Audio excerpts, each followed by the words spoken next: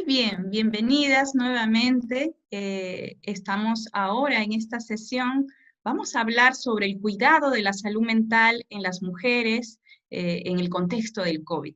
Yo soy Vanessa Herrera, médica psiquiatra del equipo técnico de la Dirección de Salud Mental del Ministerio de Salud y parte del equipo de la línea estratégica de cuidado para prevenir la violencia basada en género en el país.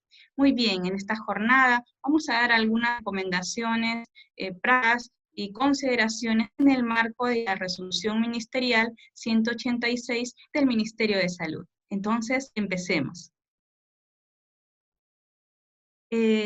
¿Existe mayor riesgo de violencia hacia las mujeres en el contexto del COVID? ¿Qué piensan ustedes? Muchos podrían creer que tal vez no es así. Recuerden que somos uno de los países de la región con mayor presencia de violencia hacia las mujeres. Tenemos una ley que regula la prevención y erradicación de la violencia contra las mujeres, y con énfasis también en nuestras niñas, niños y adolescentes, y a lo largo y ancho del país, en los diferentes contextos socioculturales. Según diversos estudios, y también ustedes ven las noticias, a pesar de este aislamiento domiciliario, se han presentado casos de mayor presencia de violencia sexual, de feminicidios en diferentes regiones, y se ha anunciado desde la ONU, mujeres, diferentes plataformas a nivel mundial, ese incremento de violencia machista durante este confinamiento. Esta situación es realmente preocupante y nos tiene que hacer visibilizar algo que muchos consideran como una forma de doble pandemia. Ya sabemos que tenemos indicadores elevados de violencia basada en género en nuestro país, y en contexto de epidemia o de pandemia o crisis humanitaria, justamente las personas que ya sufren de violencia por sus parejas, exparejas, o las niñas, niños y adolescentes tienen mayor riesgo de incrementar todo ello. Sabemos, recuerden ustedes, que según el Observatorio de Criminalidad del Ministerio Público, el 60% de feminicidios en el Perú ocurren en el hogar. Ahora imaginemos que estamos, lamentablemente, por medidas de bioseguridad y sanitarias, tener que estar mayormente confinadas, a estar restringidas socialmente, justamente con la persona que en nuestro entorno domiciliario puede agredirnos. En esta emergencia, según menciona el PNUD, ONU Mujeres, el Ministerio de la Mujer y Poblaciones Vulnerables, que tiene la rectoría para ver el tema de violencia hacia las mujeres, ha enfatizado que todos los sectores, incluidos salud, recuerden que nosotros actuamos conjuntamente con el Ministerio de la Mujer y los otros sectores para prevenir, cuidar a las personas y rehabilitar a las personas, mujeres, con secuelas por la violencia basada en género y las niñas, dado que se incrementa todas las formas de violencia en este espacio privado. Entonces, analicemos un poco más. ¿Quiénes son las personas que están mayormente en riesgo? Ya las había mencionado, las mujeres a lo largo del curso de vida, con especial énfasis las personas que han sufrido ya previamente o vienen sufriendo actualmente y han sido detectados en sus establecimientos de salud, en sus IPRES, tanto públicas y privadas, tanto del Ministerio de Salud, E-Salud, Fuerzas Armadas y Policiales. Todos nosotros tenemos la responsabilidad de garantizar la detección precoz de estos casos, el seguimiento continuo y el acompañamiento emocional para recuperarlo de la afectación emocional que tienen las personas y su grupo familiar. Entonces, estas mujeres con especial énfasis, ellas que ya vienen sufriendo, que están en un proceso de litigio, que han pedido garantías de alejamiento, por ejemplo, del agresor, temen por su seguridad justamente, y puede incrementarse significativamente la presencia de problemas de salud mental en situación de aislamiento domiciliario o cuarentena.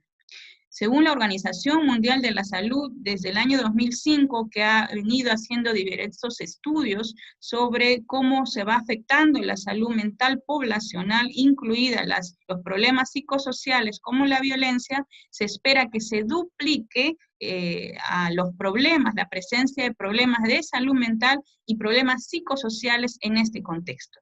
Por ello, es importante enfatizar la actuación y detectar estos casos activamente.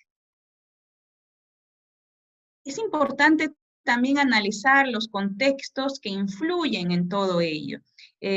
Recuerden que en contextos donde estamos, en aislamiento social, en cuarentenas, en general las mujeres tienen mayor sobrecarga doméstica, mayor sobrecarga de cuidados a personas afectadas por COVID, por ejemplo, miembros de la familia, tal vez personas mayores, o el cuidado de los hijos, de las hijas, el cuidado de alguna persona enferma en general por una enfermedad crónica, muchas de ellas son las que tienen esa sobrecarga. Y también tienen la sobrecarga de responsabilidades económicas en familias monoparentales, tanto madres solteras o separadas como jefas del hogar. Y muchas de ellas, la gran mayoría de ellas, tienen empleos informales. Más del 70% de ellas en este contexto viven en un contexto de empleo informal y justamente las actividades de cuidado, trabajadoras del hogar, personal de la salud, son fundamentalmente femenino. Y justamente al estar en primera línea, tienen mayor riesgo de estrés, ansiedad, problemas de depresión, afectación en general, incluidas las formas de violencia. Si a esto le añadimos el tema de el tener al enemigo en casa, eso se incrementa mucho más la posibilidad de afectar significativamente su salud mental.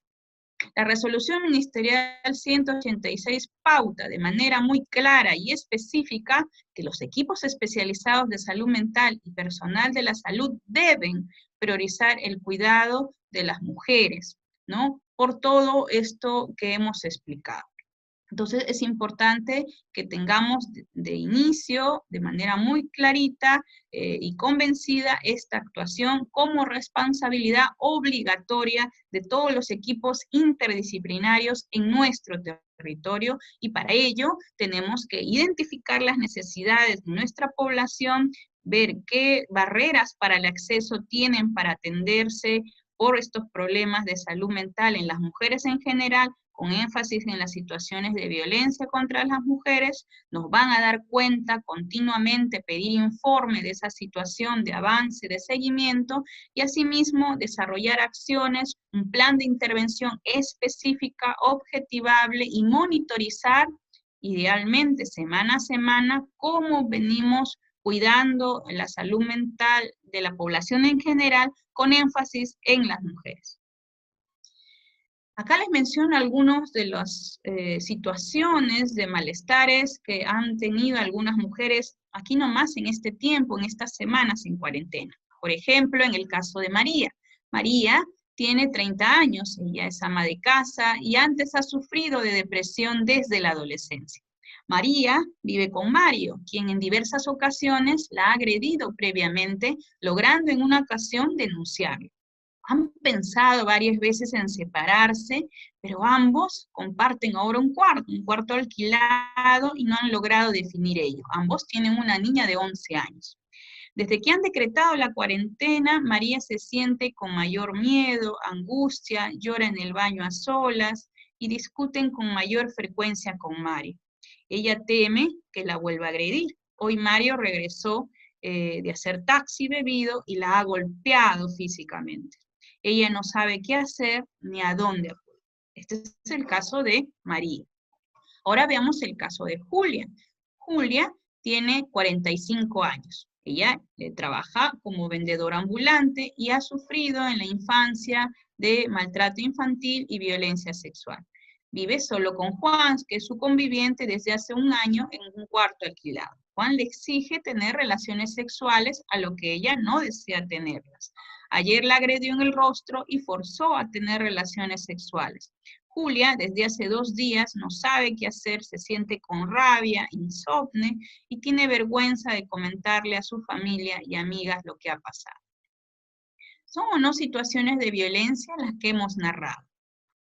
Estas situaciones de violencia vienen siendo detectadas, registradas en muchos de nuestros establecimientos y también vienen siendo contestadas por la línea 100, por el Ministerio de la Mujer, siendo en algunos casos llegando a denunciar a las comisarías por la línea 105. Estos son algunas de las formas de violencia que se pueden dar y incrementar durante este periodo. La actuación inmediata, diligente, es fundamental por el equipo de salud. No es algo que tengamos que postergar o considerar que solo tenemos, por ejemplo, casos de COVID. Eso es un error frecuente porque, como les mencionaba, en el contexto de la pandemia, muchos problemas se van a incrementar y eso puede generar muertes indirectas incrementadas, como son el caso de feminicidio. Entonces, los actos que se incrementan en este contexto de cuarentena y en general por el contexto del COVID, puede ser, por ejemplo, que nos obliguen a tener relaciones sexuales, golpear, insultar, hostigar, ejercer actos de control, entre otros, son acciones o actos frecuentes. Asimismo, prohibiciones para comunicarse a través de llamadas, mensajes, redes sociales, el uso de internet o incluso aparatos electrónicos, incluso a los niños y adolescentes que pueden limitar eso de manera como un castigo, además de los castigos físicos. Obligar a realizar las labores domésticas, esto es importante, de modo que enfaticemos que todo el grupo familiar deba compartir estas responsabilidades, privar de recursos indispensables para satisfacer las necesidades básicas, por ejemplo, no darle pensión de alimentos o manutención en este contexto para las niñas, los niños, los hijos, eso también se puede incrementar. Prohibir salir del hogar, echar llave, más allá del tema de la restricción a la libertad de tránsito, sino prohibir al otro, incluso teniendo una necesidad de salud, también es una forma de violencia. Cualquier acción en general que cause muerte, daño, sufrimiento físico, sexual y psicológico, tanto en el ámbito público o privado, son formas de violencia. Recuerde que desde el mismo Ministerio de Salud y la Dirección de Salud Mental venimos implementando y fortaleciendo acciones para intensificar la ruta de actuación efectiva para el acompañamiento y cuidado integral a todas las personas afectadas por cualquier forma de violencia.